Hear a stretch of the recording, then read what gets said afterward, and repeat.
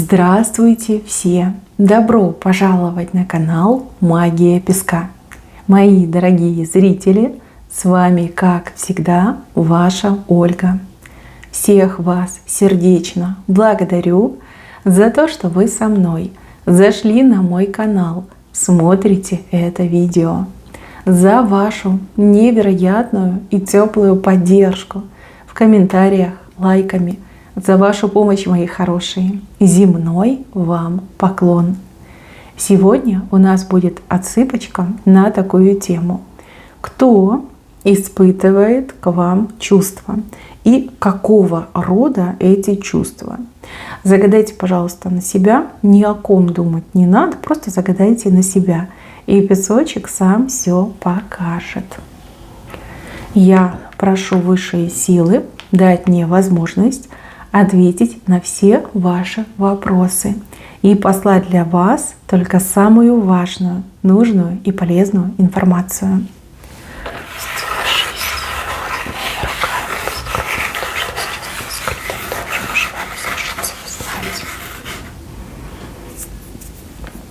Ничего тебе, вас тут показывают коронованной особой. Ох, чувствую, непростая у нас будет отсыпка.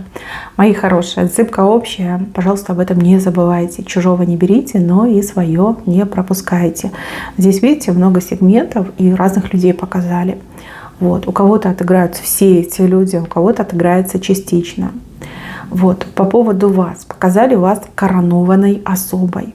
То есть вы явно отличаетесь от других людей. Даже если вы этого и не замечаете, то те, кто вас окружают, точно это видят. Люди в вашем окружении не могут быть к вам равнодушны. Слишком вы яркая персона, слишком вы интересный человек. О вас многие знают, о вас многие говорят. Прям привлекаете внимание к своей персоне, даже если этого не хотите, даже если к этому не стремитесь. А вообще с такими вот данными вы явно должны быть популярным человеком, либо у вас есть все задатки именно популярного человека. Опять же, даже если вы этого не хотите. Ну вот такой яркой личностью вы родились. И внешность запоминающаяся, и повадки какие-то у вас очень необычные, манеры, да, вы гораздо воспитаннее, чем все те, кто вас окружают, вы гораздо умнее, чем все те, кто вас окружает. Но вы такая интересная, интересная коронованная особа. Кстати, еще по короне могу сказать, что в будущем, если вы прям очень этого захотите, вы можете действительно обрести и известность, и популярность, и стать достаточно знаковым человеком, если этого захотите. Еще раз подчеркну. Так, себя вы сдерживаете, вы не стремитесь к тому, чтобы там захватить власть, чтобы где-то доминировать. Нет, это прям совсем не ваше. Но при этом многие люди видят вас именно доминанта.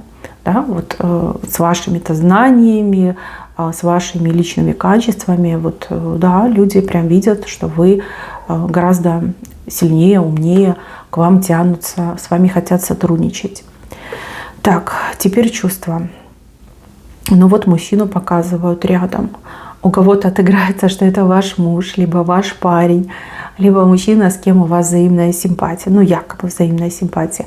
Вижу, что есть любовь, вижу, что есть нежность, есть безумное желание вот прям схватить вас и никому не отдавать, не отпускать, и вот просто вот 24/7 с вами вместе проживать жизнь.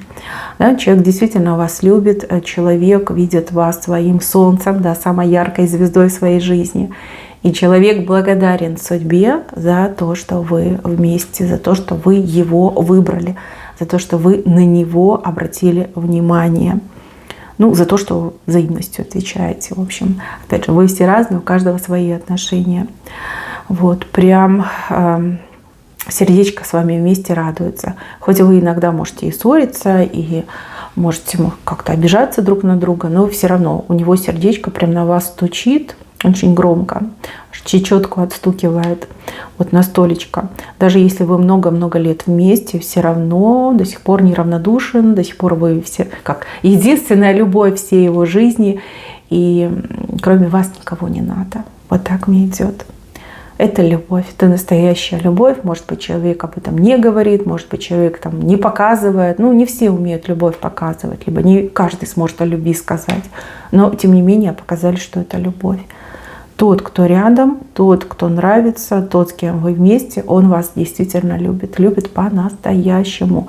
Ну, в силу своих возможностей. Да, понятно, что не у каждого есть возможность эту любовь, как я уже сказала, да, превозносить, о ней говорить, но любовь, она есть, никуда ее не деть. Дальше, мои хорошие, показывают еще одного мужчину. Но у этого мужчины явно есть проблемы. К нему приклеилась другая женщина. То ли они муж и жена, то ли это какая-то вот женщина-репяшок, которая очень крепко к нему привязалась. Это может быть мама, которая без него как без рук. Да? Либо она его так воспитала, что вот ты мой сын, и живи с этим, да, у тебя нет права на личную жизнь, потому что есть я у тебя. Я тебя типа для себя рожала. Вот мужчина с женщиной на спине. У этого мужчины тоже к вам любовь, но любовь какая-то болезненная. То есть, ну, грубо говоря, он вами болеет, и от этой любви больно. Ему больно, возможно, вам больно, да, если вы в любовном треугольнике. Ну, даже если он там прям такой мамочкин сынок, это же тоже больно, когда ты делишь своего мужчину с мамой, с его мамой. Это же вообще нонсенс, абсурд. Ну, а про другую женщину я вообще молчу. От этой любви больно. Вот, любовь болезненная мне выходит, но любовь. Но любовь. Здесь мужчина, знаете, такой немножко слабохарактерный, либо очень сильно внушаемый.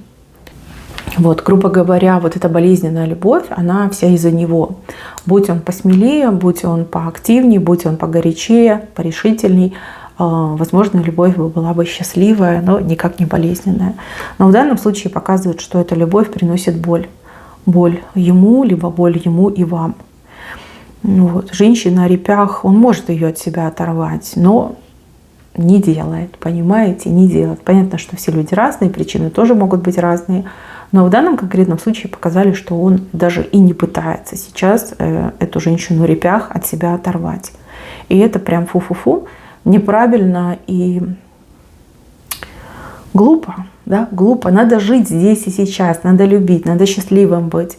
А ты носишь на себе такой большой тяжелый репях, который тебе по жизни мешает. Никакой пользы не приносит, никакой радости не приносит, а только лишь мешает. Ну, что случилось, то случилось. Как бы осуждать его, может, действительно какие-то причины есть. Может, он у вас глубоко закомплексованный, либо чересчур материально ориентированный, меркантильный. Это его уже дело. Так, но любовь есть, и вижу, что эту любовь он пронесет в своем сердце, ну, всю жизнь будет нести. То есть он вас один раз полюбил, и всю жизнь он будет вас любить. И никакая другая женщина не сможет вас заменить. Никакая другая женщина в его глазах, в его сердце с вами не сможет сравниться. То есть он может сказать, что он однолюб, но при этом однолюб нерешительный, либо однолюб, который не может действовать. Но, тем не менее, любовь, которая приносит боль. Ревности очень много у этого мужчины. Очень много к вам ревности. Он не желает вас ни с кем делить, но при этом у кого-то так и отыграется, что он не может заявить на вас права. Ну, потому что сам дурак, сам нерешительный. При этом все, что может, это ревновать, сходить с ума по вам, там, бессонные ночи, дни, когда он ходит, как этот лунатик, да, и все думает о вас, кроме вас никого не видит, ни на чем концентрироваться не может. Но мне идет, что человек сам виноват в этих проблемах. А если любовный треугольник, то, девочки, вам как-то крайне не повезло, потому что мужчина мямля. Извините за такое слово, но вот он такой, он мог бы все это решить, он мог бы быть с вами счастливым, но не может оторвать от себя эту женщину-репяха. Ну что поделаешь? Может, там что-то есть, да, какая-то магическая привязка, но у нас это не тема, да, поэтому мы не будем это обсуждать. Дальше, мои хорошие, чувства.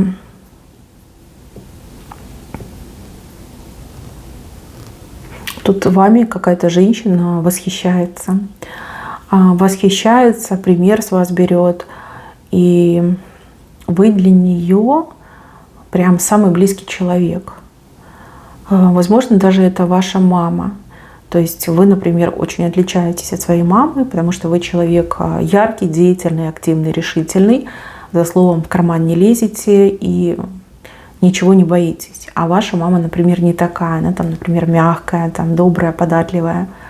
А может быть, это ваша дочка, она еще маленькая, да? Вы для нее герой, мама герой. Может быть, это ваша подруга, которая тоже в силу обстоятельств, например, своего там рождения либо воспитания, не обладает такими сильными качествами, как вы. Вот вижу женщину, которая к вам испытывает и любовь, и дружбу, и восхищение, и вот общение ваше с этой женщиной приносит ей радость.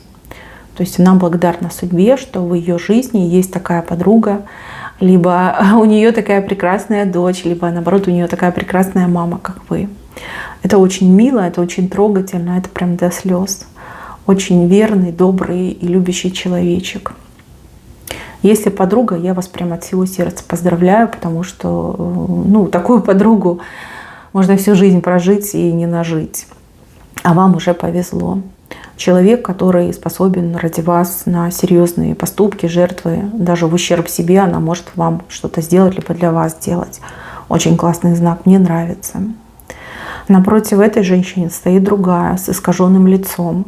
Женщина, которая вас и боится, и ненавидит.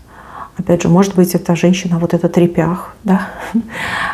Соперница, либо свекровь, будущее, либо настоящее.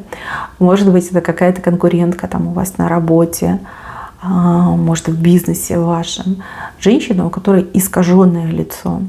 Здесь ненависть, здесь злоба и страх. Это то, что она испытывает к вам. Такой микс, да, в черных красках.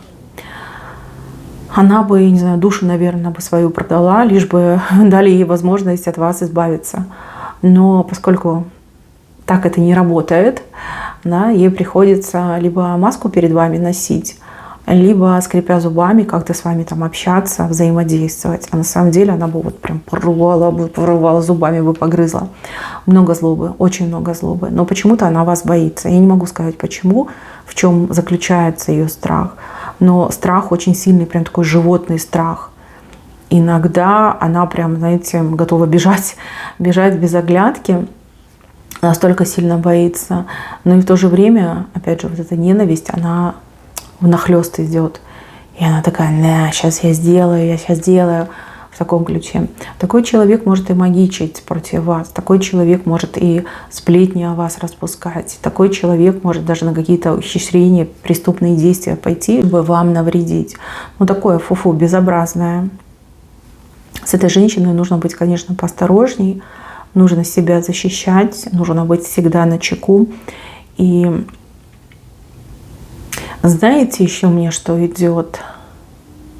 Мне идет, что вы должны либо какой-то решающий удар ей нанести, чтобы с этим покончить, либо как-то прям совсем абстрагироваться и уйти в сторону, потому что она уже собой не управляет. Такое впечатление, что в нее как будто бы дьявол вселился, да, и она уже не отдает отчет тому, что она делает. Знаете, как либо казнить, либо отпустить в таком ключе. Дальше, мои хорошие, показывают мужчину, который преисполнен обиды по отношению к вам. Он на вас обижен. Он считает, что вы там над ним посмеялись, ноги об него вытерли, разбили все его самые светлые мечты. Это либо бывший, либо какой-то неудачник, претендент, да, на вашу руку и сердце. Тот, кому вы отказали. Тот, кто не смог смириться с тем, что вы ему отказали, с тем, что вы от него ушли, да, в таком ключе. Обида тут страшная. И эту обиду этот мужчина, как вот эту любовь, так вот эту обиду будет нести до конца. Вот. Ему бы очень хотелось видеть вас униженной, разбитой, обескровленной и желательно на коленях перед ним. Вот почему-то у него такие вот фантазии мерзкие. Такое, знаете, неприличное, нехорошее. Этот человек, он явно чем-то злоупотребляет, там алкоголь, может, какие-то наркотические средства, может, еще что похуже. И, возможно, этот человек сейчас даже в каких-то ограничениях жутких находится. Ну, допустим, там заключение, да, может, срок у него. А может быть, он, ну, допустим, там живет у кого-то на попечении, да, что его там ограничили, выделили ему какое-нибудь там, не знаю, койко-место и типа иди. В общем, в жизни у него все плохо, жизнь у него разрушена. И он в этом всем винит вас. Винит, что вот вы отказали, и поэтому у него все наперекосяк пошло. Либо вы его там не простили, вы его не вернули, вы не пришли его умолять вернуться, да, и из-за этого типа у меня там все в жизни рухнуло. В таком ключе. Хотя очень похоже, что он сам во всем виноват. Да? Может, это мужчина, который изменял. Может быть, это мужчина, который, ну, действительно не смог, как нормальный человек, принять ваш отказ. Вот. Насильно женил не будешь, правильно? Правильно. Вот. А он как бы очень такой обидчивый и эгоистичный. Вот поэтому такая сильная обида. Ну, в общем, на коленях вы к нему не приползли, назад его не просили вернуться. И тем самым, вот, получается, нанесли ему такую смертельную обиду. Единственное, что он абсолютно безопасен для вас, может вам сниться, и до вас могут доходить какие-то его там россказни, сказки о том, какая вы чудовище. А он прекрасная, нежная красная шапочка, да? Наивная и глупая, которую обманули. Ну, в общем, не стоит заморачиваться, не стоит принимать близко к сердцу. Этому человеку уже ничего не поможет. Да? Человек просто, извините за слово, просрал свою жизнь. Все, как бы точка. Вот прям яркий пример, как можно в жизни все потерять. Хотя у него были возможности, и возможности были неплохие. Так, дальше идем. Тут показали маленький кусочек вашего будущего, когда вы, как гордая птица, поднимаетесь все выше и выше. То есть вы будете однозначно улучшать свою жизнь, вы чего-то сможете добиться, реализовать какие-то планы, мечты, но жить гораздо лучше, чем живете сейчас. То есть это у вас в будущем.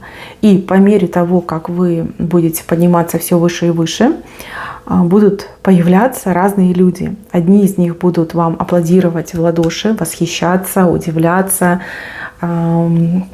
делать вас своим кумиром, и также будут появляться мелкие завистники. Вот, от этого никуда не уйдешь, с этим ничего не поделаешь. То есть и как любить вас будут, и так будут вам завидовать. Вот это точно показали. Но вы яркая, вы очень яркая, вы всегда привлекаете взоры. Привлекали, привлекаете и будете привлекать. Ну и люди всегда будут смотреть, кому-то это будет нравиться, кому-то нет. Тут как сердцу не прикажешь, насильно мил не будешь. Очень вы неординарная личность, ну, со всеми вытекающими.